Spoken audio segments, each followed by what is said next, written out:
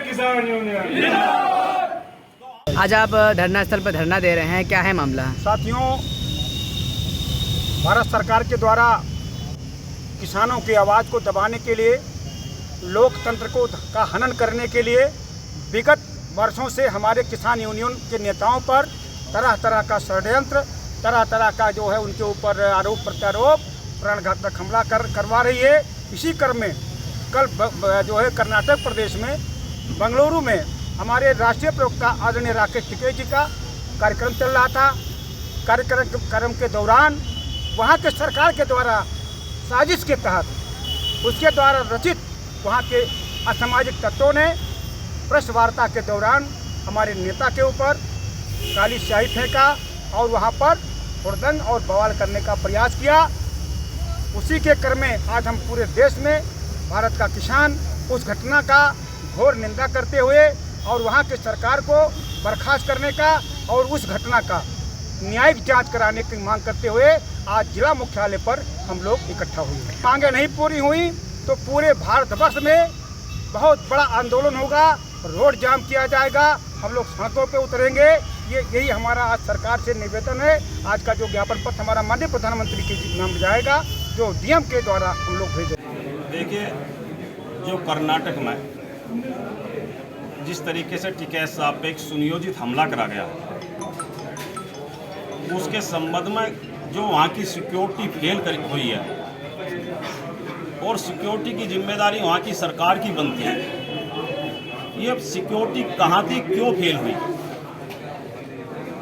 और हमलावर जय मोदी जी के नारे लगा रहे हैं, जय मोदी के नारे लगा रहे हैं। मोदी जी से उनका क्या संबंध था? क्या हमलावर किसी पार्टी को ये अधिकार दिया जाता कि वो किसी पर व्यक्ति पर भी जानलेवा हमला कर सकता हो?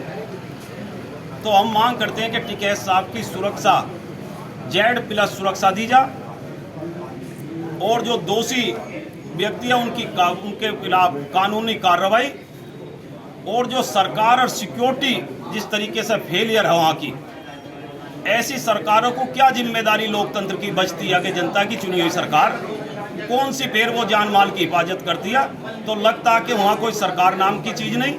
भारत सरकार को ये जिम्मेदारी लेनी चाहिए कि उनकी सुरक्षा, और जिस तरीके से एक लोहे के यंत्र को शस्त्र के रूप में प्रहार करा गया, हमलावर की नीयत साफ स्पष्ट हो जाती है।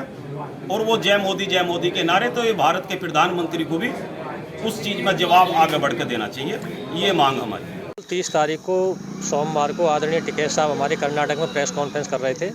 प्रेस कॉन्फ्रेंस करते समय कुछ अराजक तत्वों ने माइक से जानलेवा हमला किया और काली स्याही फेंकी उनके चेहरे पे और उन पे मारी। इसी संदर्भ में हम माननीय प्रधानमंत्री जी को ज्ञापन दे रहे हैं कि उनकी जो उनमें लोग लिप्त थे जो थाने में बंद हैं, उन पर कड़ी कार्रवाई और जड़ तक जाया जाए कि ये कैसे क्या किया गया, और आदरणीय टिकैत साहब की सुरक्षा पे मद्देनजर रखते हुए उन्हें Z+ सुरक्षा मुहैया कराई जाए।